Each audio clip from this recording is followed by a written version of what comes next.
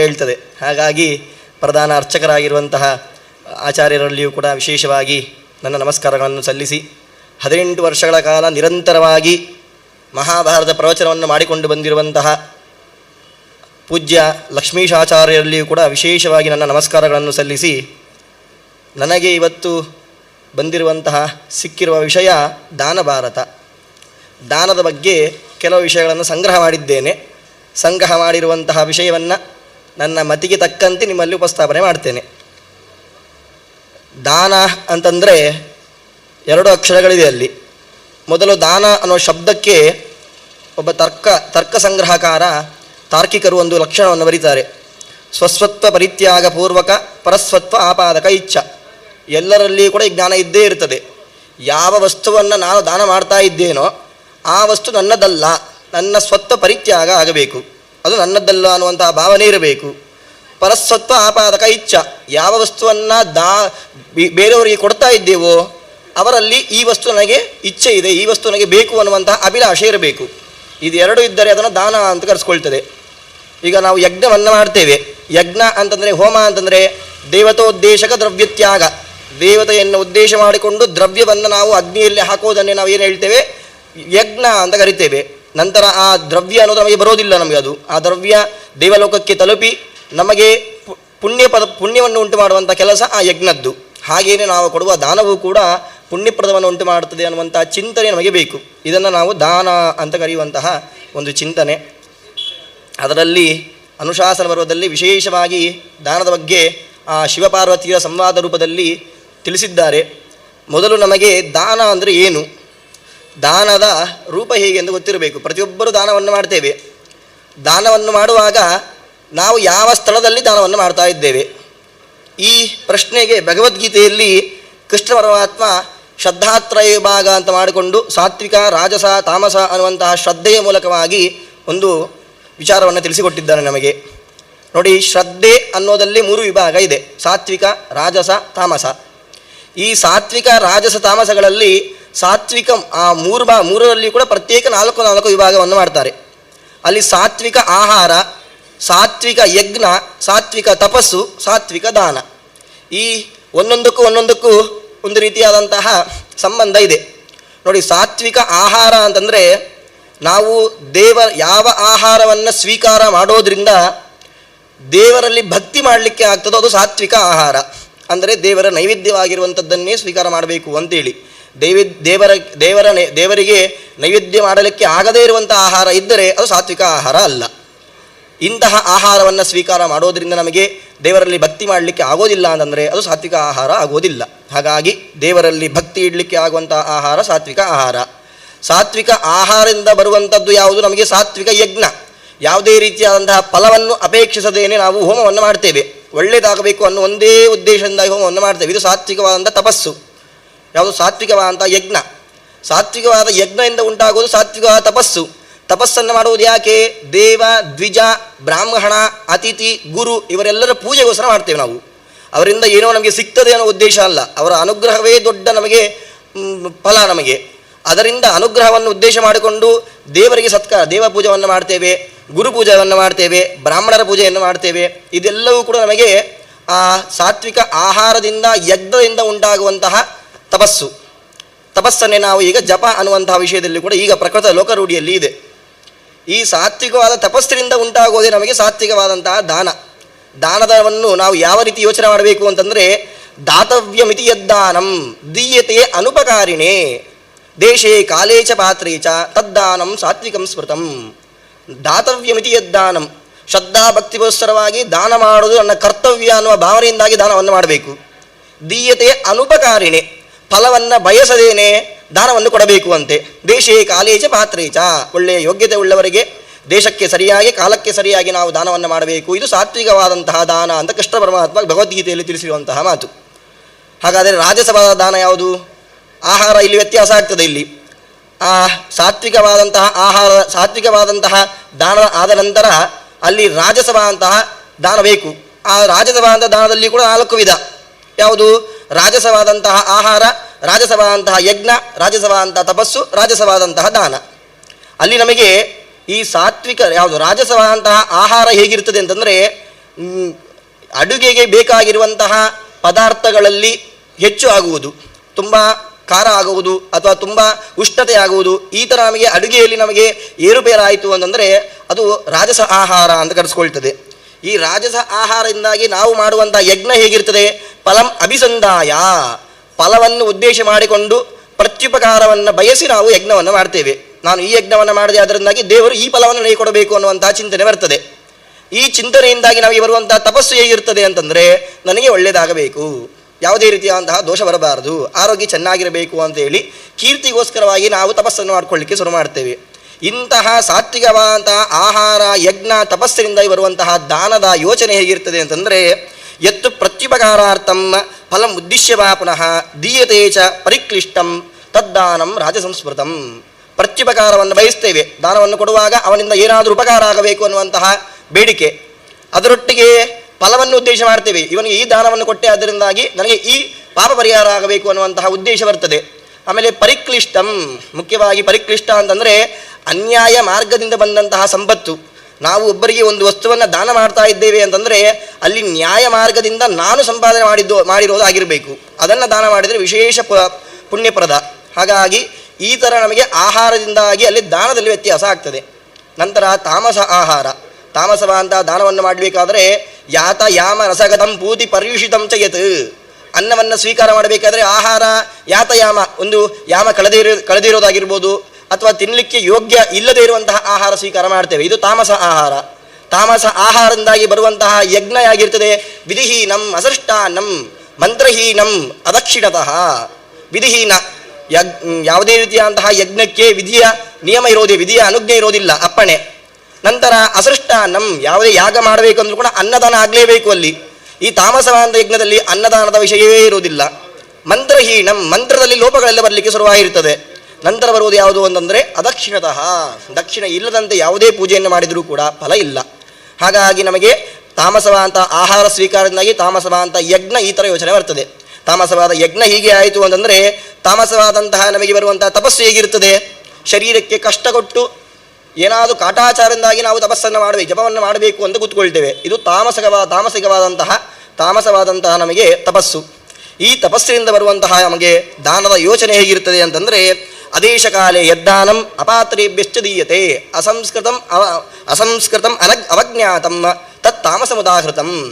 ಯಾವುದು? ಅಪಾತ್ರೇಭ್ಯ, ಅಪಾತ್ರ ಅಂತಂದರೆ ಯಾರು ದಾನವನ್ನು ತಗೊಳ್ಳಿಕ್ಕೆ ಯೋಗ್ಯತೆ ಇಲ್ಲವೋ ಅವರಿಗೆ ದಾನವನ್ನು ಕೊಡ್ತೇವೆ.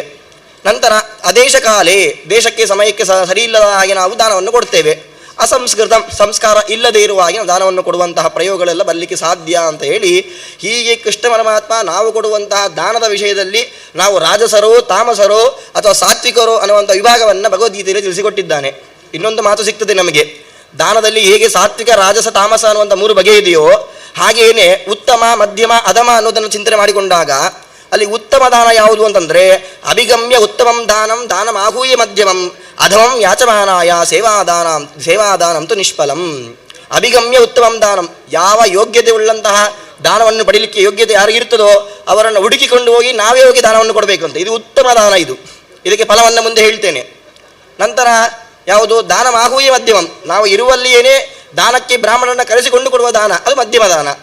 ಯಾಚಮಾನಾಯ, ಯಾವುದು? ಅಧಮಂ ಯಾಚಮಾನಾಯ, ನಾವು ನೋಡಿದಾಗೆಲ್ಲ ಯಾರೋ ಒಬ್ಬ ಬೇಡ್ತಾ ಇರ್ತಾನೆ, ನಾವು ದಾನ ಕೊಡೋಕ್ಕೆ ಒಂದು ಪ್ರಸಂಗ ಬಂದಾಗ ಅವನು ಬೇಡ್ತಾ ಇದ್ದಲ್ಲ ಅವನಿಗೆ ಕೊಟ್ಟು ಬಿಡುವ ಅಂತ ಯೋಚನೆಯಿಂದಾಗಿ ಕೊಡುವುದು, ಇದು ಅಧಮ. ಸೇವಾದಾನ ಅಂತೂ ನಿಷ್ಫಲಂ, ದಾನವನ್ನು ಮಾಡಿ ಅವರ ಹತ್ರ ಏನಾದರೂ ಸೇವೆಯನ್ನು ಮಾಡಿಸ್ಕೊಂಡ್ವಿ ಅಂತಂದರೆ ಅದು ನಿಷ್ಫಲ, ಯಾವುದೇ ರೀತಿಯಿಂದ ಫಲವೇ ಇಲ್ಲ. ಹಾಗಾಗಿ ನಾವು ದಾನವನ್ನು ಕೊಡಬೇಕಾದ್ರೆ ದಾನವನ್ನು ಕೊಟ್ಟು ಮುಗಿದ ಮೇಲೆ ನಮ್ಮ ಕೆಲಸ ಮುಗೀತು ಅಂತ ಅಂದ್ಕೊಳ್ತೇವೆ, ಆದರೆ ಅಲ್ಲಿಗೆ ಮುಗಿಯೋದಿಲ್ಲ. ದಾನವನ್ನು ಸ್ವೀಕಾರ ಮಾಡಿದಂತಹ ವ್ಯಕ್ತಿ ಮನೆಯಿಂದ ಹೊರಡುವವರೆಗೂ ನಿಮ್ಮ ಜವಾಬ್ದಾರಿ ಇರ್ತದೆ. ಅದು ಅಧಮ ದಾನ ಆಗಬೇಕು, ಉತ್ತಮ ದಾನ ಆಗಬೇಕು, ಮಧ್ಯಮ ದಾನ ಆಗಬೇಕು ಅನ್ನುವಂತಹ ಯೋಚನೆ ದಾನ ಕೊಡುವಂಥ ವ್ಯಕ್ತಿ ಎಲ್ಲಿ ಹೋಗಿ ಇರ್ತದೆ ಅಂತ ಯೋಚನೆ ಮಾಡಬೇಕು. ಹಾಗೆ ಈ ಶಿವಪಾರ್ವತಿಯ ಸಂವಾದದಲ್ಲಿ ಪಾರ್ವತಿ ದೇವಿ ಒಂದು ಪ್ರಶ್ನೆಯನ್ನು ಕೇಳ್ತಾಳೆ, ಜ್ಞಾನಕ್ಕೆ ಯಾಕೆ ಅಷ್ಟು ಮಹತ್ವ? ಯಾರಲ್ಲಿ ಜ್ಞಾನ ಇದೆಯೋ ಅವರಿಗೆ ವಿಧಿ ನಿಷೇಧಗಳಿದೆ, ಇದು ಯಾಕೆ ಅಂತ ಒಂದು ಪ್ರಶ್ನೆಯನ್ನು ಪಾರ್ವತಿ ಕೇಳಿದಾಗ ರುದ್ರದೇವ ಅದಕ್ಕೆ ಒಂದು ಉತ್ತರವನ್ನು ಕೊಡ್ತಾರೆ. ನಹಿ ಜ್ಞಾನೇನ ಸದೃಶಂ ಪವಿತ್ರಮಿಹ ವಿದ್ಯತೆ. ಜ್ಞಾನಕ್ಕೆ ಸದೃಶವಾದಂತಹ ಇನ್ನೊಂದು ಪದಾರ್ಥ ಈಗ ಜಗತಿ ಇಲ್ಲವೇ ಇಲ್ಲ, ಜಗತ್ತಿನಲ್ಲಿ ಇನ್ನೊಂದು ಪದಾರ್ಥವೇ ಇಲ್ಲ ಅಂತೇಳಿ. ಯಾಕೆ ಜ್ಞಾನಕ್ಕೆ ಅಷ್ಟು ಪ್ರಾಶಸ್ತ್ಯ ಯಾಕೆ ಅಂತ ಕೇಳಿದ್ರೆ ಅದಕ್ಕೆ ಒಂದು ಪ್ರಸಂಗವನ್ನು ಹೇಳ್ತಾರೆ. ಬ್ರಹ್ಮದೇವರು 4 ವಿಧವಾದ ಸೃಷ್ಟಿಯನ್ನು ಮಾಡ್ತಾರೆ. ಉದ್ಬಿಜ್ಜ, ಅಂಡಜ, ಸ್ವೇದಜ, ಜರಾಯುಜ. ಉದ್ಬಿಜ್ಜ ಅಂತಂದರೆ ಬೀಜವನ್ನು, ಭೂಮಿಯಲ್ಲಿ ಬೀಜ ಒಡೆದು ಬರುವಂತಹ ಮರ ಮಧ್ಯೆ ನಮಗೆ ಗಿಡಗಳು. ಸ್ವೇದಜ ಅಂದರೆ ಬೆವರಿನಿಂದ ಹುಟ್ಟುವಂತಹ ಕ್ರಿಮಿಕೀಟಗಳು. ಅಂಡಜ ಅಂತಂದರೆ ಮೊಟ್ಟೆಯನ್ನು ಸೀಳಿ ಬರುವಂತಹ ಪಕ್ಷಿಗಳು. ಜರಾಯುಜ ಅಂತಂದರೆ ನಾವು ಗರ್ಭದ ಚೀಲದಿಂದ ಬರುವಂತಹ ಮನುಷ್ಯರು, ಕೆಲವು ಪಶುಗಳು. ಇದರಲ್ಲಿ ಮೊದಲ 3 ರೀತಿಯ ಸೃಷ್ಟಿಯಾದಾಗಲೂ ಬ್ರಹ್ಮದೇವರಿಗೆ ತೃಪ್ತಿ ಆಗಲಿಲ್ಲ. 4ನೇ ವಿಧವಾದಂಥ ಸೃಷ್ಟಿ ಯಾವುದು? ಜರಾಯುಜ, ಮನುಷ್ಯರನ್ನು ಸೃಷ್ಟಿ ಮಾಡಿದಾಗ ತೃಪ್ತಿ ಆಯಿತಂತೆ. ಯಾಕೆ ತೃಪ್ತಿ ಆಯಿತು? ಅದಕ್ಕೆ ಒಂದು ಶ್ಲೋಕವನ್ನು ನೋಡ್ಬೋದು ನಾವು. ಆಹಾರ ನಿದ್ರಾ ಭಯ ಮೈಥುನಾದಿ ಸಮಾನಮೇತತ್ ಪಶುಭಿರ್ನರಾಣಾಂ ಏಕೋ ವಿವೇಕೋ ಹ್ಯಧಿಕೋ ವಿಶೇಷ ಮನುಷ್ಯೇ ತೇನೈವ ಹೀನಾಹ ಪಶುಭಿಸ್ ಸಮಾನಾಹ. ಯಾರಲ್ಲಿ ನಮಗೆ ಈ 4 ವರ್ಗದ ಸೃಷ್ಟಿ ಮಾಡಿದಾಗ ಅದರಲ್ಲಿ ಮನುಷ್ಯನಿಗೆ ಯಾಕೆ ವಿಶೇಷ? ಮನುಷ್ಯನ ಸೃಷ್ಟಿ ಮಾಡಿದಾಗ ಯಾಕೆ ಬ್ರಹ್ಮದೇವರಿಗೆ ತೃಪ್ತಿ ಆಯಿತು ಅಂತಂದರೆ, ನೋಡಿ 4 ಸೃಷ್ಟಿಯನ್ನು ಕೂಡ ಇಟ್ಟುಕೊಂಡು ಯೋಚನೆ ಮಾಡಿದಾಗ ಆಹಾರ, ನಿದ್ರೆ, ಭಯ, ಮೈಥುನ 4 ವಿಧವಾದಂಥ ಸೃಷ್ಟಿಯಲ್ಲೂ ಕೂಡ ಇದು ಸಮಾನವಾಗಿದೆ ಇದು. ಆದರೆ ಒಂದು ಮಾತ್ರ ಏಕೋ ವಿವೇಕ ಅಧಿಕ ಮನುಷ್ಯೇ. ವಿವೇಕ ಅಂದರೆ ಜ್ಞಾನ. ಈ ಜ್ಞಾನವನ್ನು ಕೇವಲ ಮನುಷ್ಯನಿಗೆ ಮಾತ್ರ ಕೊಟ್ಟ. ತನ್ನನ್ನು ಸೃಷ್ಟಿ ಮಾಡಿದವನು ಯಾರು, ಭೂಮಿಗೆ ನಾನು ಯಾಕೆ ಬಂದಿದ್ದೇನೆ ಅನ್ನುವಂತಹ ತಿಳಿಯುವ ಶಕ್ತಿ ಯಾರಿಗೆ ಕೊಟ್ಟದ್ದು? ಮನುಷ್ಯರಿಗೆ ಮಾತ್ರ ಕೊಟ್ಟಿದ್ದಾನೆ. ತೇನೈವ ಹೀನಾಹ ಪಶುಭಿಸ್ ಸಮಾನಾಹ. ಒಂದು ವೇಳೆ ನಾವು ಮಾಡುವಂತಹ ಪ್ರತಿಯೊಂದು ಕಾರ್ಯದಲ್ಲೂ ಜ್ಞಾನ ಇಲ್ಲದಂತೆ ಮಾಡಿದ್ವಿ ಅಂತಂದರೆ ಪಶುಗಳಿಗೂ ನಮಗೂ ಯಾವುದೇ ರೀತಿಯಾದಂತಹ ಭೇದ ಭಾವವೇ ಇಲ್ಲದ ಇರುವ ಹಾಗೆ ಆಗ್ತದೆ ಅಂತೆ. ಹಾಗಾಗಿ ಜ್ಞಾನಕ್ಕೆ ಇಷ್ಟು ಪ್ರಾಧಾನ್ಯತೆ ಇದೆ ಅಂತ ಹೇಳ್ತಾರೆ. ಜ್ಞಾನ ಬಂತು ಅಂದರೆ ವಿಧಿ ನಿಷೇಧ ಇದ್ದದ್ದೇ ಅದು. ಜ್ಞಾನವನ್ನು ನಾವು ಪಡ್ಕೊಂಡು 4 ಜನಕ್ಕೆ ಉಪದೇಶ ಮಾಡ್ತೇವೆ ಅಂತಂದರೆ ಆ ಉಪದೇಶಕ್ಕೆ ತಕ್ಕಂತೆ ಮೊದಲು ಯಾರು ಉಪದೇಶ ಮಾಡ್ತಾರೋ ಅವರು ವಿಧಿ ನಿಯಮಗಳಿಗೆ ಕಟ್ಟುಬದ್ಧವಾಗಿರಬೇಕು. ಹಾಗಾಗಿ ವಿಧಿ ನಿಷೇಧ ಅವರಿಗೆ ಬಂದೇ ಬರ್ತದೆ ಅದು. ಹಾಗಾಗಿ ವಿಧಿ ನಿಷೇಧಗಳು ಜ್ಞಾನ ಉಳ್ಳವನಿಗೆ ಅದು ಬರಲೇಬೇಕಾಗಿರುವ ನಿಯಮ ಅಂತ ಹೇಳಿ ಒಂದು ಪ್ರಸಂಗ ಒಂದು ಹಿಂದಿನ ಕಾಲದಲ್ಲಿ ಪುಣ್ಯ ಪಾಪಾದಿಗಳು ಋಷಿಗಳಿಗೆಲ್ಲರೂ ಕೂಡ ಪ್ರತ್ಯಕ್ಷವಾಗಿ ಕಾಣ್ತಾ ಇತ್ತಂತೆ. ಪುಣ್ಯ ಪಾಪಾದಿಗಳ ಪ್ರತ್ಯಕ್ಷ ಇರೋದ್ರಿಂದ ಒಂದು ಏನಾದರೂ ಸಮಸ್ಯೆ ಆಯಿತು, ಹೊಟ್ಟೆ ನೋವು ಬಂತು ಅಂತಂದರೆ ಪೂರ್ವಜನ್ಮದಲ್ಲಿ ಈ ಪಾಪ ಮಾಡಿದ್ದೆ, ಹಾಗಾಗಿ ಇವಾಗ ನನಗೆ ಹೊಟ್ಟೆ ನೋವು ಬಂತು ಅಂತ ಹೇಳಿ ಅವರು ಅದಕ್ಕೆ ಪ್ರಾಯಶ್ಚಿತ್ತ ಮಾಡ್ಕೊಂಡು ಬಿಡ್ತಿದ್ರಂತೆ. ಹಾಗಾಗಿ ಸ್ವರ್ಗ ನರಕದಲ್ಲಿ ವ್ಯತ್ಯಾಸ ಆಯಿತು. ನರಕಕ್ಕೆ ಹೋಗುವವರ ಸಂಖ್ಯೆ ಕಡಿಮೆ ಆಯಿತು, ಸ್ವರ್ಗಕ್ಕೆ ಹೋಗುವವರ ಸಂಖ್ಯೆ ಜಾಸ್ತಿ ಆಯಿತು. ಬ್ರಹ್ಮದೇವರಿಗೆ ಚಿಂತೆ ಶುರುವಾಯಿತು. ಹಾಗಾದರೆ ವ್ಯವಸ್ಥೆಯಲ್ಲಿ ಏನೋ ಸಮಸ್ಯೆ ಆಯಿತು ಅಂತ ಹೇಳಿ ಅವರೇನು ಮಾಡ್ತಾರೆ, ಪುಣ್ಯ ಪಾಪಾದಿಗಳು ಅತೀಂದ್ರಿಯ ಗ್ರಾಹ್ಯ, ಕಣ್ಣಿಗೆ ಗೋಚರ ಆಗಬಾರದು ಅಂತೇಳಿ ಒಂದು ಕಲ್ಪನೆಯನ್ನು ವ್ಯವಸ್ಥೆಯನ್ನು ಮಾಡ್ತಾರೆ. ವ್ಯವಸ್ಥೆ ಮಾಡಿದಾಗ ಯಾರಿಗೆ ಪುಣ್ಯ ಪಾಪಾದಿಗಳು ತಿಳಿತಾ ಇಲ್ವೋ ಅಧಮರು ಅವರು ನರಕಕ್ಕೆ ಹೋಗ್ತಾ ಇದ್ದರೆ ನರಕದ ವ್ಯವಸ್ಥೆ ಸರಿಯಾಯಿತು, ಸ್ವರ್ಗದ ವ್ಯವಸ್ಥೆ ಸಮಸ್ಯೆ ಆಯಿತು. ಹಾಗಾಗಿ ಬ್ರಹ್ಮದೇವರು ತಪಸ್ಸು ಮಾಡಿದ್ರಿಂದಾಗಿ 3 ಅವರಿಗೆ ದೇವರು ದಾನ ಕೊಟ್ಟಿರ್ತಾನೆ. ದೇವರು ಕೊಟ್ಟಿರ್ತಾನೆ ಏನು, ಒಂದು ಜೀವನ ಸೃಷ್ಟಿಯನ್ನು ಮಾಡಿರ್ತೀಯಲ್ವ ಅದನ್ನು ನೋಡಿಕೊಳ್ಳಬೇಕು. ನಂತರ ಜಡ ಪದಾರ್ಥ ಸೃಷ್ಟಿ ಮಾಡ್ತೀಯಲ್ಲ ಅದನ್ನು ನೋಡಿಕೊಳ್ಳಬೇಕು. ಇನ್ನೊಂದು ಮುಖ್ಯವಾದದ್ದು ಸಂವಿಧಾನದ ಸೃಷ್ಟಿ. ಯಾವುದು ಸೃಷ್ಟಿಯಲ್ಲ, ಸಂವಿಧಾನ ಇದ್ದದ್ದನ್ನು ಕೊಡೋದು. ಮನುಷ್ಯರು ಬದುಕ್ತಾ ಇದ್ದಾರೆ ಅಂತಂದರೆ ಅವರಿಗೆ ಒಂದು ರೂಲ್ಸ್ ಬೇಕು. ಆ ರೂಲ್ಸೇ ವೇದಗಳು. ಆ ವೇದಗಳನ್ನು ಹೇಗೆ ಕೊಡ್ತೇನೆ ಅಂತೇಳಿ 3 ತಗೊಳ್ತಾರೆ ಬ್ರಹ್ಮದೇವರು. ಹಾಗಾದರೆ ಮೊದಲು ಬ್ರಹ್ಮದೇವರು ದೇವರಿಂದ ತೆಗೆದುಕೊಂಡದ್ದು ಯಾವುದು? 3 ಪದಾರ್ಥಗಳು. ಹಾಗಾದರೆ ಪ್ರತಿಗ್ರಹ ತೆಗೆದುಕೊಂಡಿರುವಂತಹ ದೋಷ ಬಂತು. ಕೊಟ್ಟವನು ಪರಮಾತ್ಮ ಕೊಟ್ಟಿದ್ದರೂ ಕೂಡ ಪ್ರತಿಗ್ರಹ ದೋಷ ಬರುತ್ತೆ ಅನ್ನುವಂಥ ಯೋಚನೆಯಿಂದಾಗಿ ತ್ರಿಪದಾ ಗಾಯತ್ರಿ ಜಪವನ್ನು ಮಾಡ್ತಾರಂತೆ. ಗಾಯತ್ರಿ ಜಪವನ್ನು ಮಾಡಿದ ನಂತರ ಅವರು ಆ ಪ್ರತಿಗ್ರಹ ದೋಷ ಪ್ರಾಯಶ್ಚಿತ ಆಯಿತು ಅಂತ ಹೇಳುವಂಥ ಮಾತನ್ನು ಕೇಳ್ಬೋದು ನಾವು. ಹಾಗಾಗಿ ಪ್ರತಿಗ್ರಹ ದೋಷ ಪರಿಹಾರ ಆಯಿತು. ಈಗ ಸ್ವರ್ಗದ ವ್ಯವಸ್ಥೆ ಸರಿಯಾಗಬೇಕಲ್ವಾ? ಯಾರಿಗೆ ವೇದದಿಂದಾಗಿ ಅಥವಾ ಗುರುಗಳ ಸಮಕ್ಷ ಇಲ್ಲದೇನೆ ಅವರು ತಾನಾಗಿಯೇ ಸ್ವಯಂ ಸ್ವೇಚ್ಛಾಪೂರ್ವವಾಗಿ ತಿರುಗಾಡ್ತಾರೋ ಅವರಿಗೆ ನರಕ. ಯಾರು ವೇದದಲ್ಲಿ ಹೇಳುವಂಥ ವಿದ್ಯುಕ್ತವಾದಂಥ ಕ್ರಿಯೆಗಳನ್ನು ಮಾಡಿಕೊಂಡು ಗುರುಮುಖೇನ ಜ್ಞಾನವನ್ನು ಪಡ್ಕೊಳ್ತಾನೋ ಅವನಿಗೆ ಸ್ವರ್ಗ. ಹೀಗೆ ಸ್ವರ್ಗ ನರಕಗಳ ವ್ಯವಸ್ಥೆ ಸರಿಯಾಯಿತು ಅಂತೇಳಿ ಮೊದಲು ಪ್ರತಿಗ್ರಹದ ಪ್ರಾಯಶ್ಚಿತ್ತ ಮಾಡಿಕೊಂಡವರು ಬ್ರಹ್ಮದೇವರಂತೆ.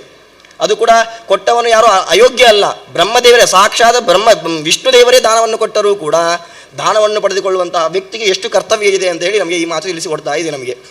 ನಂತರ ಪಾರ್ವತಿಯ ಪ್ರಶ್ನೆ, ದಾನ ಅಂದರೆ ಏನು, ಮುಖ್ಯವಾಗಿ ದಾನದಲ್ಲಿ ಏನಿರಬೇಕು ಅಂತೇಳಿ, ಇದು ದೊಡ್ಡ ಪ್ರಶ್ನೆ. ಇದು ಈಗ ಇರಲಿಕ್ಕೆ ಆಗೋದೇ ಇಲ್ಲ ಅಂತ ಒಂದು ಸಂಶಯಗಳು ನಮಗೆಲ್ಲರೂ ಕೂಡ ಬರಲಿಕ್ಕೆ ಸಾಧ್ಯತೆ ಆಗ್ತದೆ. ಯಾಕೆ ದಾನ ಅಂತಂದರೆ ದಾತ ಪ್ರತಿಗೃಹೀತಾಚ ದೇಯಂ ಸೋಪಕ್ರಮಂ ತತ ದೇಶೇ ಕಾಲೇ ಚ ಯತ್ವೇತತ್ ದಾನಂ ಷಡ್ಗುಣ ಮುಚ್ಚತೆ. ದಾನ ಅಂತ ಆಗಬೇಕಂದ್ರೆ 6 ಗುಣಗಳಿರಬೇಕು ಅದರಲ್ಲಿ. ಮೊದಲು ದಾನ ಮಾಡುವಂಥ ವ್ಯಕ್ತಿ ಇರಬೇಕು. ದಾನ ಮಾಡುವಂಥ ವ್ಯಕ್ತಿ ಹೇಗಿರಬೇಕು? ಅದಕ್ಕೆ ತೈತ್ತರೀಯ ಉಪನಿಷತ್ತು ಹೇಳ್ತದೆ, ಶ್ರದ್ಧಯಾ ದೇಯಂ, ಅಶ್ರದ್ಧಯಾ ದೇಯಂ, ಶ್ರಿಯಾ ದೇಯಂ, ಭಿಯಾ ದೇಯಂ, ಹ್ರಿಯಾ ದೇಯಂ, ಸಂವಿದಾ ದೇಯಂ. ಶ್ರದ್ಧಯಾ ದೇಯಂ, ದಾನವನ್ನು ಮಾಡೋದನ್ನ ಕರ್ತವ್ಯನ ಶ್ರದ್ಧಾಪೂರ್ವಕವಾಗಿ ಪುಣ್ಯ ಬರ್ತದೆ ಅನ್ನುವಂಥ ಯೋಚನೆಯಿಂದಾಗಿ ದಾನವನ್ನು ಮಾಡಬೇಕು. ನಂತರ ಅಶ್ರದ್ಧಯಾ ದೇಯಂ, ಈ ಗೃಹಸ್ಥಾಶ್ರಮನಿಗೆ ದೊಡ್ಡ ಬಲ ಅಂತಂದರೆ ಪತ್ನಿ.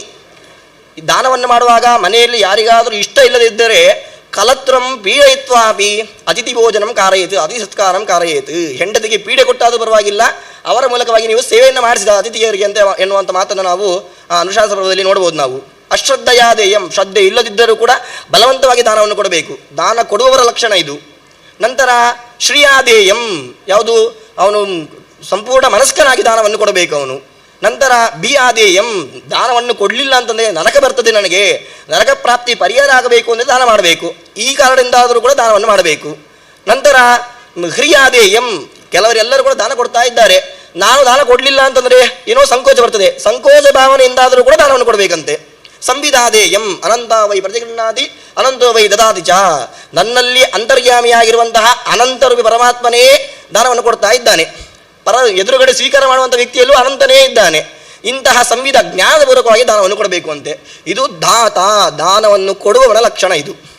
ಸರಿ, ಹಾಗಾದರೆ ಪ್ರತಿಗೃಹೀತ, ದಾನವನ್ನು ಕೊಡುವವರಿಗೆ ಎಷ್ಟು ಲಕ್ಷಣ ಹೇಳ್ತೀರಾ, ದಾನವನ್ನು ತೆಗೆದುಕೊಳ್ಳುವವರಿಗೆ ಏನು ರೂಲ್ಸ್ ಇಲ್ವಾ ಅಂತ ಕೇಳಿದ್ರೆ ಅದಕ್ಕಿಂತಲೂ ಜಾಸ್ತಿ ದಾನವನ್ನು ತೆಗೆದುಕೊಳ್ಳುವವರಿಗೆ ಇದೆ.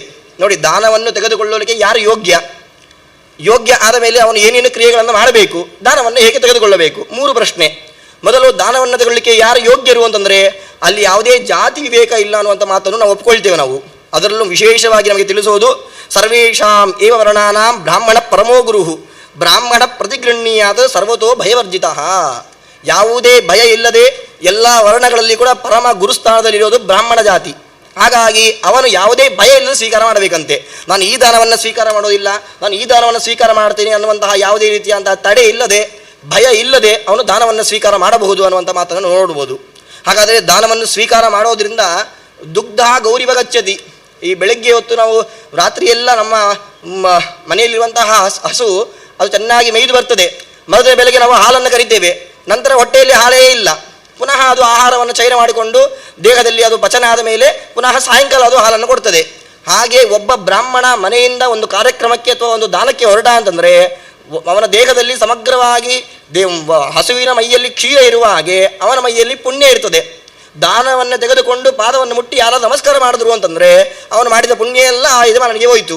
ಹಾಗಾದರೆ ಹಾಲೇ ಇಲ್ಲದೆ ಇರುವಂತಹ ಕರು ಹಸಿವು ಹೇಗಿರ್ತದೋ ಹಾಗೆ ಇವರ ಸ್ಥಾನವು ಕೂಡ ಬಂತು. ಪುನಃ ಅವನಿಗೆ ಯೋಗ್ಯತೆ ಬೇಕು, ನಂತರ ನಾಳೆ ಇನ್ನೊಂದು ದಾನ ತಗೊಳ್ಬೇಕು ಅಂತಂದರೆ ಯೋಗ್ಯತೆ ಬೇಕು. ಅದಕ್ಕೋಸ್ಕರ ಏನು ಮಾಡಬೇಕು, ತಪಸ್ವಾಧ್ಯಾಯ ವಿದ್ಯಾನಾಂ ವಿಪ್ರಹ ಪಾತ್ರತ್ವಮಶ್ನುತೆ, ತಪಸ್ಸು ಮಾಡಬೇಕು, ಅವನು ಜಪವನ್ನು ಮಾಡಬೇಕು, ಗಾಯತ್ರಿ ಜಪವನ್ನು ಹೇಳಿದ್ದೆ ನಾನು, ತ್ರಿಪದ ಗಾಯತ್ರಿ ಪಠನ ಮಾಡಬೇಕು. ಸ್ವಾಧ್ಯಾಯ, ತನ್ನ ಶಾಖಾಧ್ಯಯನವನ್ನು ವಿಶೇಷವಾಗಿ ಮಾಡಲೇಬೇಕು. ಅದರೊಟ್ಟಿಗೆ ಅವನು ಬೇಕಿರುವ ಇನ್ನೊಂದು ಗುಣ ಯಾವುದು ಅಂತಂದರೆ ಯಾವುದು, ವಿದ್ಯಾನಾಂ, ವಿಶೇಷವಾಗಿ ಶಿಷ್ಯಗಳನ್ನು ಸೇರಿಸಿಕೊಂಡು ವಿದ್ಯೆಯನ್ನು 4 ಜನರಿಗೆ ಕೊಡ್ತಾ ಇರಬೇಕು. ಇದರಿಂದ ವಿಪ್ರಹ ಪಾತ್ರತ್ವಮಶ್ನುತೆ, ದಾನವನ್ನು ತೆಗೆದುಕೊಳ್ಳಲಿಕ್ಕೆ ಬೇಕೆಂಬ ಯೋಗ್ಯತೆ ಅವನಿಗೆ ಬರ್ತದೆ. ಇದು ದಾನವನ್ನು ಯಾವುದು ತೆಗೆದುಕೊಳ್ತೀವೋ ಮರುದಿನ ಮಾಡೋದಲ್ಲ, ಪ್ರತಿದಿನವೂ ಮಾಡ್ತಾ ಇರಬೇಕು. ಆವಾಗ ಪುಣ್ಯ ಪಾಪಾದಿಗಳ ಲೆಕ್ಕ ನಮಗೆ ಸರಿಯಾಗಿ ಇರ್ತದೆ ಅಂತೇಳಿ ನಿಯಮ. ಹಾಗಾಗಿ ಬ್ರಾಹ್ಮಣನಿಗೆ ವಿಶೇಷವಾಗಿ ದಾನವನ್ನು ತೆಗೆದುಕೊಳ್ಳಬೇಕಾದ್ರೆ ವಿಶೇಷ ನಿಯಮ ಅನ್ನೋದು ಅವನು ನೋಡಲಿಕ್ಕೆ ಸಾಧ್ಯತೆ ಇದೆ. ಇನ್ನೊಂದು, ದಾನವನ್ನು ಹೇಗೆ ತೆಗೆದುಕೊಳ್ಳಬೇಕು ಅಂತೇಳಿ, ದಾನವನ್ನು ತೆಗೆದುಕೊಳ್ಳೋದಕ್ಕೆ ವಿಪ್ರಸ್ಯ ದಕ್ಷಿಣೇ ಪಾಣವು ಮೂಲೇಂಗುಷ್ಟಸ್ಯ ನಿತ್ಯದ ಸ್ಯಾದ್ ಬ್ರಹ್ಮತೀರ್ಥಂ ಮಧ್ಯೇತು ಆಗ್ನೇಯ ಮಗನಾಶನಂ. ನೋಡಿ, ಇದು ಬ್ರಾಹ್ಮಣನ ಹಸ್ತ ಅಂತ ಅಂದ್ಕೊಂಡ್ರೆ ಬ್ರಾಹ್ಮಣನ ಹಸ್ತದಲ್ಲಿ ವಿಪ್ರಸ್ಯ ದಕ್ಷಿಣೇ ಪಾಣು, ಇದು ಬಲಗೈಯ ನಮಗೆ ಈ ಕಡೆ ಹೆಬ್ಬೆರಳು ಅಂಗುಷ್ಟ, ಈ ಅಂಗುಷ್ಟದ ಅಡಿಯಲ್ಲಿ ನಮಗೆ ಇಲ್ಲಿ ಬ್ರಹ್ಮತೀರ್ಥ ಅಂತಿರ್ತದೆ. ಈ ಬ್ರಹ್ಮತೀರ್ಥದ ಮಧ್ಯದಲ್ಲಿ ಒಂದು ಅಗ್ನಿತೀರ್ಥ ಅಂತ ಇರ್ತದೆ. ಈ ಅಗ್ನಿಯ ಮಧ್ಯದ ದಾನವನ್ನು ಸ್ವೀಕಾರ ಮಾಡಬೇಕು. ಒಂದೊಂದು ದಾನವನ್ನು ಹೇಳುವಾಗ ಒಂದೊಂದು ರೀತಿಯನ್ನು ಹೇಳ್ತಾರೆ. ಆದರೆ ಕೈಗೆ ಕೊಡುವಂಥ ಯಾವುದೇ ದಾನ ಇರಲಿ ಅದು ನಾವು ಅಂಗೈಯ ಮಧ್ಯದಲ್ಲಿ ಅಗ್ನಿತೀರ್ಥದ ಮೂಲಕವಾಗಿ ಏನೇ ದಾನ ತೆಗೆದುಕೊಳ್ಳಬೇಕೇ ವಿನಃ ಬೇರೆ ಯಾವ ತೀರ್ಥದಿಂದಲೂ ಕೂಡ ತಗೊಳ್ಳಿಕ್ಕೆ ಸಾಧ್ಯತೆ ಇಲ್ಲ. ಯಾಕೆಂದರೆ ಪರರು ಕೊಡುವುದು ಯಾಕೆ ಅಂತಂದರೆ ಅವರ ಪಾಪ ನಾಶ ಆಗಬೇಕು ಅನ್ನೋ ಉದ್ದೇಶದಿಂದ. ಪಾಪ ನಾಶ ಆಗುವಂಥ ಶಕ್ತಿ ನನ್ನಲ್ಲಿಲ್ಲ, ಆದರೆ ನನ್ನ ಅಂಗೈಯಲ್ಲಿರುವಂಥ ಅಗ್ನಿಗೆ ಇದೆ. ಅಗ್ನಿಗೆ ನಾವು ಆಹುತಿಯಾಗದ ಹೇಗೆ ಸುಟ್ಟು ಭಸ್ಮ ಆಗ್ತದೋ, ಪರರು ಕೊಡುವಂತಹ ದಾನವು ಕೂಡ ನಮ್ಮ ಅಂಗೈಯಲ್ಲಿ ಸಿಕ್ಕಿದಾಗ ಅವನ ಪಾಪವು ನಾಶ ಮಾಡುವಂಥ ಶಕ್ತಿ ಅಗ್ನಿಗೆ ಇದೆ. ನಂತರ ತಪಸ್ಸು ಮಾಡ್ತಿರೋ ಬಿಡ್ತಿರೋ ಅದು ನಿಮ್ಮ ಯೋಗ್ಯತೆ ತಕ್ಕಂತೆ ಅದು ನಮಗೆ ಸಲ್ಲಲಿಕ್ಕೆ ಸಾಧ್ಯತೆ ಆಗ್ತದೆ. ಹಾಗಾಗಿ ನಾವು ಮಾಡಬೇಕಾಗಿದ್ದು ಯಾವುದು ಅಂತಂದರೆ ಅಂಗೈಯಲ್ಲಿ ತಗೊಳ್ಬೇಕು. ಹಾಗಾದರೆ ತೆಗೆದುಕೊಳ್ಳುವಾಗ ಮಂತ್ರ ಏನು ಅಂತ ಹೇಳಿದ್ರೆ, ಪ್ರಣವೇನ ಪ್ರತಿಗೃಹ್ಣೀಯಾದ ಪ್ರಣವೇ ರಾಜ. ಪ್ರಣವ ಅನ್ನೋದು, ಓಂಕಾರ ಅನ್ನೋದು ಪ್ರಣವೋ ಜಗತಾಂ ಬೀಜಂ ವೇದಾನಾಂ ಆದಿರೇವಚ. ಸಕಲ ವೇದಕ್ಕೂ ಆದಿಸ್ಥಾನದಲ್ಲಿ ಪ್ರಣವ ಮಂತ್ರ ಇದೆ. ಆ ಪ್ರಣವ ಮಂತ್ರವನ್ನು ಹೇಳುವ ಮೂಲಕವಾಗಿ ದಾನವನ್ನು ಕೊಡಬೇಕು. ಪ್ರಣವ ಮಂತ್ರವನ್ನು ಹೇಳುವ ಮೂಲಕವಾಗಿ ದಾನವನ್ನು ಸ್ವೀಕಾರ ಮಾಡಬೇಕು. ಇದು ದಾನವನ್ನು ಸ್ವೀಕಾರ ಮಾಡುವಂತಹ ಕ್ರಮ ಅನ್ನೋದನ್ನು ನಮಗೆ ಶಾಸ್ತ್ರದಲ್ಲಿ ವಿಶೇಷವಾಗಿ ನಾವು ನೋಡಲಿಕ್ಕೆ ಸಾಧ್ಯತೆಗಳೆಲ್ಲ ಇದೆ ನಮಗೆ. ನಂತರ ಇದು ನಮಗೆ ಕೇವಲ ದಾತ ಪ್ರತಿಗೃಹೀತ, ದಾನ ಕೊಡುವನ ಲಕ್ಷಣ ಆಯಿತು, ದಾನವನ್ನು ಪಡೆಯುವನ ಲಕ್ಷಣ ಆಯಿತು. ನಂತರ ಧ್ಯೇಯಂ, ಯಾವ ವಸ್ತುವನ್ನು ನಾವು ದಾನವನ್ನು ಮಾಡ್ತಾ ಇದ್ದೇವೋ ಆ ದಾನವನ್ನು ಮಾಡುವ ವಸ್ತು ನ್ಯಾಯದಿಂದಾಗಿ ಸಂಪಾದನೆ ಮಾಡಿರಬೇಕು. ಮನೆಯಲ್ಲಿ ಇಟ್ಕೊಳ್ಳಿಕ್ಕೆ ಕಷ್ಟ ಆಗ್ತಾ ಇದೆ ಅನ್ನೋ ಕಾರಣಕ್ಕೋಸ್ಕರವಾಗಿ ಅಥವಾ ಅನ್ಯಾಯದಿಂದ ಬೇರೆಯೊಬ್ಬರ ಸಂಪತ್ತನ್ನು ದಾನ ಮಾಡಿದ್ರೆ ಅದು ದಾನ ಆಗೋದಿಲ್ಲ. ದೇಹ ವಸ್ತು ನ್ಯಾಯಾರ್ಜಿತವಾಗಿರಬೇಕು. ಸೋಪಕ್ರಮಂ ಸಹ ಉಪಕ್ರಮಂ. ಉಪಕ್ರಮ ಅಂತಂದರೆ ಯಜಮಾನನಿಗೆ ಯಾವುದು ಅತ್ಯಂತ ಪ್ರೀತಿಪಾತ್ರವಾಗಿದೆಯೋ ಅಂಥದ್ದನ್ನು ದಾನವನ್ನಾಗಿ ಕೊಡಬೇಕು ಅವನು. ಈ ದಾನ ಕೊಡೋದ್ರಿಂದಲೂ ಕೂಡ ಅವನಿಗೆ ವಿಶೇಷವಾದ ಪುಣ್ಯ ಪ್ರಾಪ್ತಿಯಾಗ್ತದೆ. ನಂತರ ದೇಶೇ ಕಾಲೇಚ, ಅಲ್ಲಿ ದೇಶ ಸರಿಯಾಗಿರಬೇಕು, ಕಾಲ ಸರಿಯಾಗಿರಬೇಕು. ದೇಶ ಅಂತಂದರೆ ಪುಣ್ಯಕ್ಷೇತ್ರಗಳು. ಅನ್ಯಕ್ಷೇತ್ರೇ ಕೃತಂ ಪಾಪಂ ಪುಣ್ಯಕ್ಷೇತ್ರೇ ವಿನಶ್ಯತಿ. ಪುಣ್ಯಕ್ಷೇತ್ರಗಳಿಗೆ ಹೋದಾಗ ಯೋಗ್ಯ ಬ್ರಾಹ್ಮಣರನ್ನು ನೋಡಿ ತಕ್ಷಣ ದಾನವನ್ನು ಕೊಡಬೇಕು. ಅಲ್ಲಿ ಪುರೋಹಿತರು ನಾವು ಕರ್ಕೊಂಡು ಹೋದರೂ ಕೂಡ ಕ್ಷೇತ್ರವಿಧಿಯಂತೆ ಅಲ್ಲಿಗೆ ಅವರಿಗೊಬ್ಬರು ದಕ್ಷಿಣೆಯನ್ನು ಕೊಟ್ಟು ನಮಸ್ಕಾರ ಮಾಡಲೇಬೇಕು. ನಾವು ಅಲ್ಲಿರುವಂತಹ ಅರ್ಚಕೆಗೆ ನಮಸ್ಕಾರ ಮಾಡಿದ್ರೆ ನಮಗೆ ದೊಡ್ಡದಾಗಿ ಏನು ನಷ್ಟ ಆಗೋದಿಲ್ಲ, ಆದರೆ ಅವರಿಗೆ ನಷ್ಟ ಇದೆ. ಏನು ಅವರ ಪುಣ್ಯವನ್ನು ನಾವು ತೆಗೆದುಕೊಳ್ತೇವೆ ನಾವು. ಹಾಗಾಗಿ ಹಿರಿಯರು ಬಂದರು ಅಂತಂದರೆ ಮೊದಲು ನಮಸ್ಕಾರ ಮಾಡುವಂಥದ್ದು ನಮಗೆ ಬೇಕಿರುವಂತಹ ಗುಣ ಅಂತೆ. ಹಾಗಾಗಿ ಸೋಪಕ್ರಮಂ ತಥಾ ದೇಶಕ್ಕೆ ಸರಿಯಾಗಿ ನಾವು ದಾನವನ್ನು ಮಾಡಬೇಕು. ನಂತರ ಕಾಲೇ, ಸೂರ್ಯಗ್ರಹಣ ಚಂದ್ರಗ್ರಹಣ ಎಲ್ಲ ಇದ್ದಾಗ ಈ ಕಾಲಕ್ಕೆ ಸರಿಯಾಗಿ ಒಂದೊಂದು ಮಾಸಗಳಿಗೆ ಒಂದೊಂದು ದಾನವನ್ನು ಹೇಳಿದ್ದಾರೆ. ಪ್ರಕೃತ ಕಾರ್ತಿಕ ಮಾಸದಲ್ಲಿ ದೀಪದಾನ ವಿಶೇಷ, ದೀಪದಾನವನ್ನು ಮಾಡಬೇಕು ಅಂತ ಹೇಳ್ತಾರೆ. ಹಾಗಾಗಿ ಮಾಸಕ್ಕೆ ಸರಿಯಾಗಿ ಮಾಸದಲ್ಲಿ ಯಾವ ಯಾವ ದಾನವನ್ನು ಮಾಡಿದ್ರೆ ಒಳ್ಳೆಯದು ಅಂತ ಹೇಳ್ತಾರೋ ಆ ದಾನಗಳನ್ನು ವಿಶೇಷವಾಗಿ ಮಾಡಬೇಕು ನಾವು. ಹಾಗಾಗಿ ಯತ್ವೇತ ದಾನಂ ಷಡ್ಗುಣ ಮುಚ್ಚತೆ. ಇಂತಹ ದಾನಕ್ಕೆ ನಾವು 6 ಗುಣಗಳಿಂದಾಗಿ ನಾವು ದಾನ ಆಗಬೇಕು ಅಂದರೆ ಈ 6 ಗುಣಗಳಿರಬೇಕಂತೆ. ನಂತರ ನಮಗೆ ಪಾರ್ವತಿಯ ಒಂದು ಪ್ರಶ್ನೆ.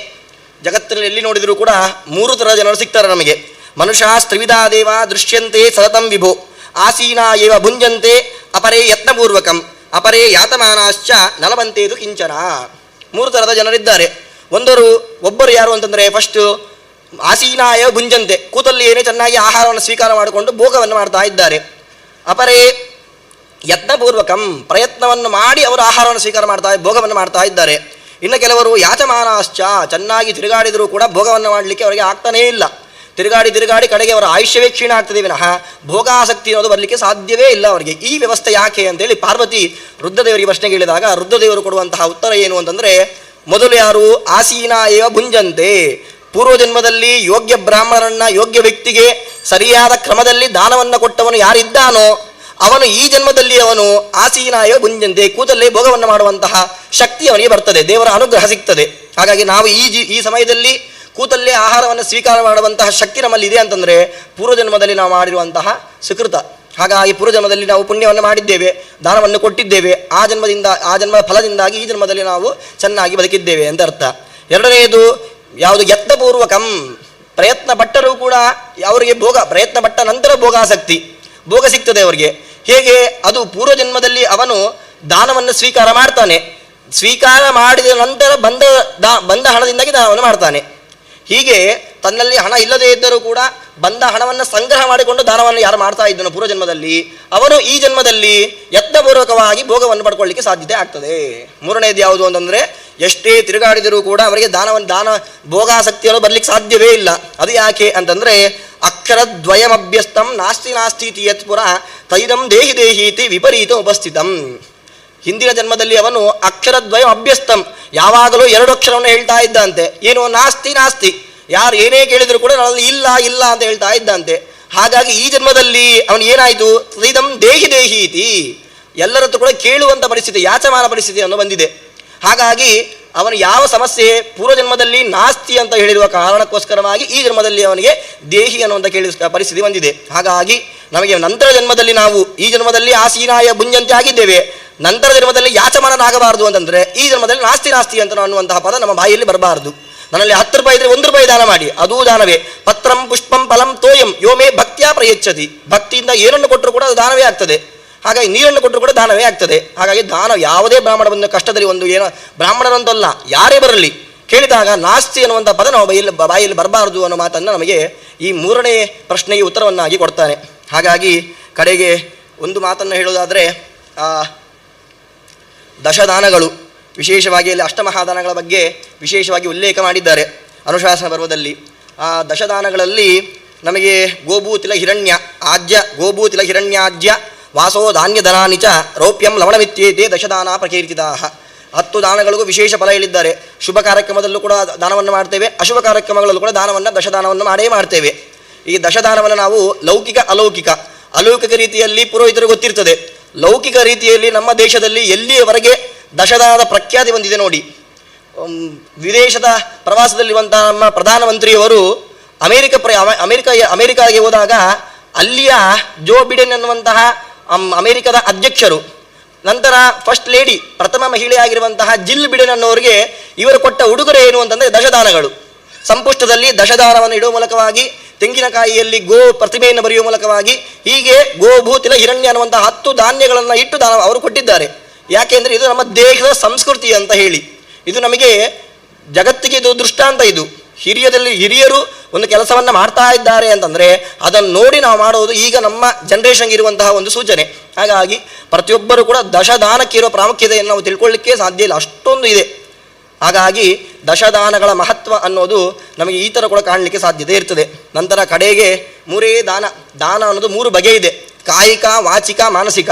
ಕಾಯಿಕವಾಗಿ ದಾನವನ್ನು ಮಾಡ್ಬೋದು, ಮಾನಸಿಕವಾಗಿ ದಾನವನ್ನು ಮಾಡ್ಬೋದು, ಮತ್ತು ಕಾಯಿಕ ವಾಚಿಕ ಮಾತಿನ ಮೂಲಕವಾಗಿ ದಾನವನ್ನು ಮಾಡ್ಬೋದಂತೆ. ಈ 3 ದಾನವನ್ನು ಪ್ರತಿಯೊಬ್ಬರು ಮಾಡಲೇಬೇಕು ಅಂತೇಳಿ. ಕಾಯಿಕ ದಾನ ಅಂದರೆ ಯಾವುದು ಅಂತಂದರೆ, ಅರ್ಹತೆ ಯತ್ ಸುವರ್ಣಾಧಿಕಂ ದಾನಂ ತದ್ ಕಾಯಕಂ ಸ್ಮೃತಂ. ಸುವರ್ಣವನ್ನು ಪಡೆಯುವಂತಹ ದಾನವನ್ನು ತೆಗೆದುಕೊಳ್ಳುವಂತಹ ಶಕ್ತಿ ಯಾರಿಗಿರ್ತದೋ ಅವನಿಗೆ ಸುವರ್ಣ ದಾನವನ್ನು ಕೊಡಬೇಕು ಅಂತೆ. ಅಂದರೆ ನಾವು ನೀರು ಇಲ್ಲದೆ ಇದ್ದಾಗ ಅಗ್ನಿ ಇಲ್ಲದೆ ಇದ್ದಾಗ ಅಗ್ನಿಯ ಸ್ಥಾನದಲ್ಲಿ ಸುವರ್ಣವನ್ನು ಬಳಸ್ತೇವೆ. ಸುವರ್ಣ ಅಷ್ಟು ಶುದ್ಧ. ದಾನಾನಾಂ ಉತ್ತಮಂ ದಾನಂ ಸುವರ್ಣ ದಾನಂ ಅಂತ ಹೇಳ್ತೇವೆ. ಹಾಗಾಗಿ ಸುವರ್ಣ ದಾನವನ್ನು ತೆಗೆದುಕೊಳ್ಳಲಿಕ್ಕೆ ಯಾರಿಗೆ ಯೋಗ್ಯತೆ ಇರ್ತದೋ ಅಂತಹ ಬ್ರಾಹ್ಮಣರಿಗೆ ಸರಿಯಾಗಿ ದಾನವನ್ನು ಕೊಡೋದನ್ನು ಕಾಯಿಕ ದಾನ ಅಂತ ಕರಿತೇವೆ. ನಂತರ ವಾಚಿಕ ದಾನ ಅಂತಂದರೆ ಆರ್ತಾನಾಂ ಅಭಯಂ ದದ್ಮಿ ಇತ್ಯೇತದ್ ವಾಚಿಕಂ ಸ್ಮೃತಂ. ಆರ್ತಾನಂ ಭಯಗ್ರಸ್ತರಾಗಿರ್ತಾರೆ, ಅವರಿಗೆ ನೀವು ಭಯ ಪಡಬೇಡಬೇಡಿ ಅಂತ ಹೇಳುವಂತಹ ಒಂದು ಮಾತು, ಅದು ಕೂಡ ಅಭಯದಾನ. ಈ ಅಭಯದಾನ ಅಂತ ಕರೆಸ್ಕೊಳ್ತದೆ. ಇದು ವಾಚಿಕ ದಾನ. ಮಾನಸ ದಾನ ಅನ್ನೋದು ತುಂಬ ಮುಖ್ಯ. ಇದು ಯಾರಿಗೆ ಅಂತಂದರೆ ವಿದ್ಯಾಮಾದಾಯ ಯಜ್ಜಪ್ಯಂ ತದ್ದಾನಂ ಮಾನಸಂ ಸ್ಮೃತಃ. ವಿದ್ಯಾದಾನಂ, ನಮಗೆ ಇಲ್ಲಿಯವರೆಗೂ ಬದುಕು ನಿಂತು ಸಾಕು ಸಗಲಿಗೆ ಇರುವಂತಹ ಗುರುಗಳು, ವಿದ್ಯಾದಾನವನ್ನು ಮಾಡಿದವರು, ಅನ್ನದಾನವನ್ನು ಮಾಡಿದವರು ಯಾರೇ ಇರಲಿ, ಅವರನ್ನು ಕುರಿತು ಮಾಡುವಂತಹ ಜಪ, ಎಲ್ಲಿಯವರೆಗೂ ಭೂಲೋಕದಲ್ಲಿ ಅವರು ಇರ್ತಾರೋ ಅಲ್ಲಿಯವರೆಗೂ ಅವರನ್ನು ಉದ್ದೇಶ ಮಾಡಿಕೊಂಡು ನಾವು ಜಪವನ್ನು ಮಾಡಬೇಕು. ಅವರು ಚೆನ್ನಾಗಿರಬೇಕು ಅಂತ, ಅವರ ಆರೋಗ್ಯ ಸರಿ ಇರಬೇಕು ಅಂತೇಳಿ. ಇದು ನಮಗೆ ಮಾನಸಿಕ ದಾನ, ಮಾನಸಾದಾನ ಅಂತ ಹೇಳ್ತೇವೆ. ಈ 3 ದಾನ ಅವಶ್ಯವಾಗಿ ಪ್ರತಿಯೊಬ್ಬರು ಮಾಡಲೇಬೇಕಾಗಿರುವಂತಹ ಕರ್ತವ್ಯ ಅನ್ನೋದನ್ನು ತಿಳ್ಕೊಳ್ಬೇಕು.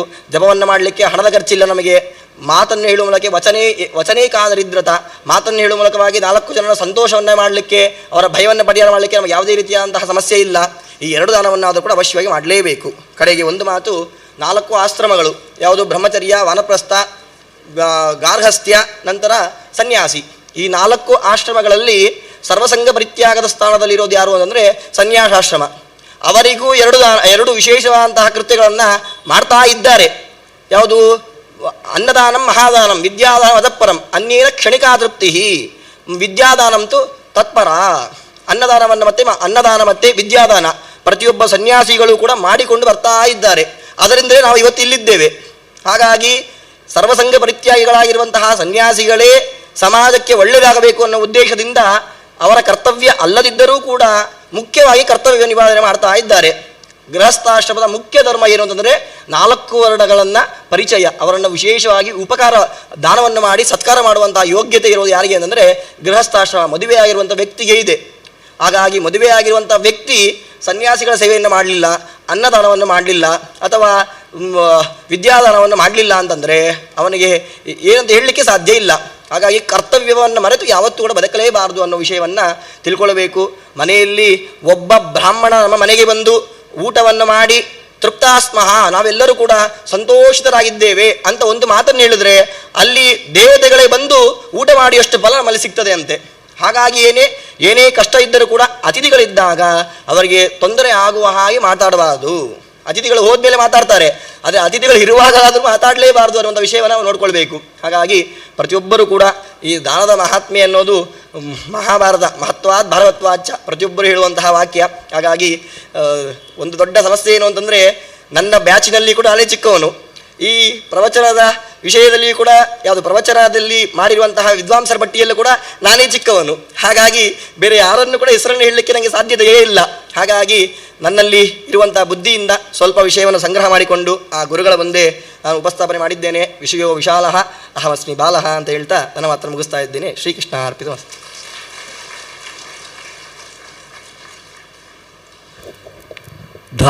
ದಾನದ ಮಹತ್ವ ಮತ್ತು ಹೇಗೆ ಸಾರಿದೆ ಮಹಾಭಾರತದಲ್ಲಿ, ಇದು ಹೇಗೆ ಸಾಗಿ ಬಂದಿದೆ, ಇದು ಈಗ ಸಹ ನಡೀತಾ ಇದೆ. ಅಷ್ಟು ಪ್ರಬುದ್ಧವಾಗಿ ಶೇಷಗಿರಿ ಆಚಾರ್ಯರವರು ನಮ್ಮ ಮುಂದಿಟ್ಟಿದ್ದಾರೆ. ಅವರಿಗೆ ಹೃತ್ಪೂರ್ವಕ ಕೃತಜ್ಞತೆಗಳು.